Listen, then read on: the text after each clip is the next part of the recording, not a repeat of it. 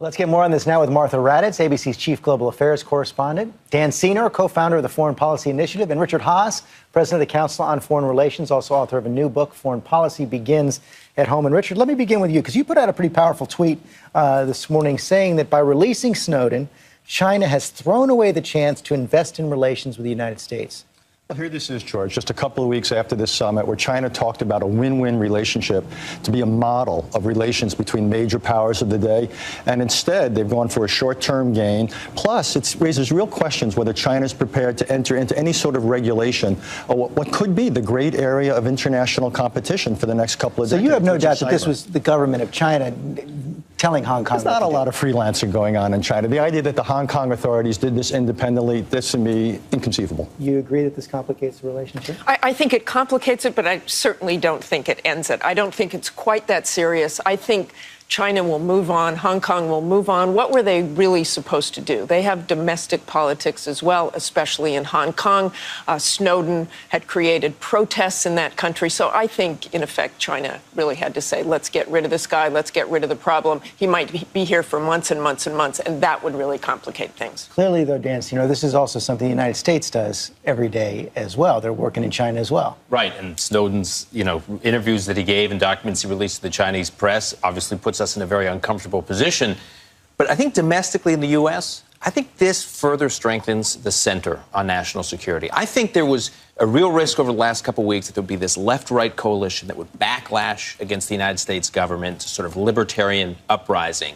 And I think Snowden just traveling around the world, flying to these anti-American capitals, behaving the way he's doing, further strengthens. I think the center is holding right now in the U.S., and I think that's a positive development. How about the great irony here that he's complaining about the United States and all these things the United States is doing wrong, and he might end up in Venezuela? Good luck, pal. Right. But one of the stunning things from we just heard from General Alexander, Richard, is that, he conceded, yeah, those alarm bells didn't go off. And I think a lot of people shake their head and go, how could this possibly happen?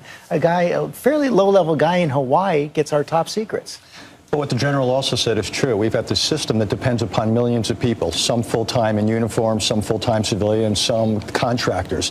And there's always going to be a couple of weak links, and we're vulnerable to that, and there's no way to ensure the security when you've got all these individuals, particularly so many people in the tech world, as Dan said, come at it with this libertarian ethic that big government is bad, individual privacy is paramount no matter what. But the fact that, look, so many people in media and elsewhere call this guy a whistleblower. He's not a whistleblower. He's a felon. He has endangered the lives of Americans. And I think this story is beginning to turn, and that's important. And the majority of Americans, as you point out, do believe he should be prosecuted. Martha, I want to turn now. You're just back from Jordan, and we're learning where the United States has been in a training exercise for possible military operations in Syria, some kind of military intervention in Syria. It does seem pretty clear right now that the U.S. is committed to helping the rebels in a way that levels the playing field with Assad's forces. Well, I think what has been going on for a while is the CIA has been helping train the rebels on heavier weapons. I think you'll see much more of that.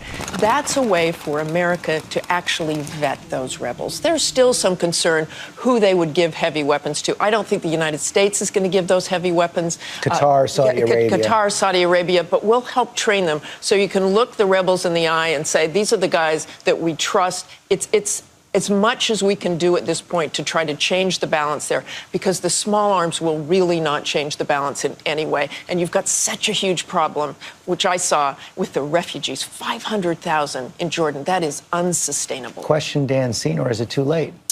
I don't think it's too late if we do more than just arming the rebels. The big question will be whether or not the administration at some point is prepared to do some sort of bombing campaign of Syrian airfields. It's the air landing strips that enable Assad's government to move chemical weapons around, move troops around, receive arms from Iran. Unless those airstrips are taken out, arming the rebels, I think, will have limited impact. But if you go that far, Richard Haass, is there any way to limit our involvement once we begin trying to implement some kind of a no-fly zone or bomb the airfields? That's why I don't think we should go that far. But what we should do is do the max, if you will, an indirect help. And that's why we should be providing these guys serious anti-armor, serious anti-aircraft support. But I don't think we want to go beyond that into direct military involvement.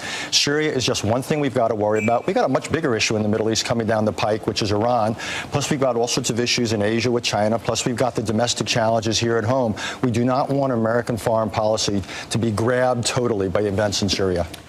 Well, I agree with that. The risk, however, is if the Iran, Hezbollah, Assad, Russia-backed proxy prevails, the kind of momentum and shot in the arm that will give to the regime in Tehran could give that ultimate fight that we're dealing with, that ultimate conflict, Iran, give the Iranians the upper hand. That's why, again, we should be arming these guys much more heavily. But I still don't know what comes next. I still want the question answered. What comes next? What's our strategy in Syria? If they start taking out airfields and that doesn't work, or if you arm the rebels with heavier weapons or train and assist or do anything and that doesn't work, then what happens? I think what we have to be prepared for, no matter what we do, let's be honest and bleak about this. We're looking at years and years of prolonged fighting in Syria. There's not going to be a quick ending. There's not going to be a happy ending. Even after Assad may be ousted from power, then the rebels will turn on one another. It'll never be the same there. None of that is going to happen. And we saw the president with President Putin this week. None of that is going to happen unless the Russians change their attitude. I agree, which is why we have to, at some point, move past the Russians. We have to understand that there's not going to be any peaceful transition of power, because it seems to me Putin's vetoed 3 UN Security Council resolutions on Syria. He's watered down many more. The idea that we're going to get cooperation from Putin is unrealistic. I think Richard is right in that we haven't had a real discussion in this country about the stakes in Syria. And the president, at some point, has to address this issue, because for all the things that Martha has just seen on the front lines, this becomes a real regional mess that someone needs to talk through the American. Martha, we only have 30 seconds left. I have not seen any indication from the president that he's willing to go out there in a big public way and make the case for intervention in Syria. He doesn't want to, because once you put that giant toe in the water, he's in. Okay, Martha, Richard, Dan, thank you all very much.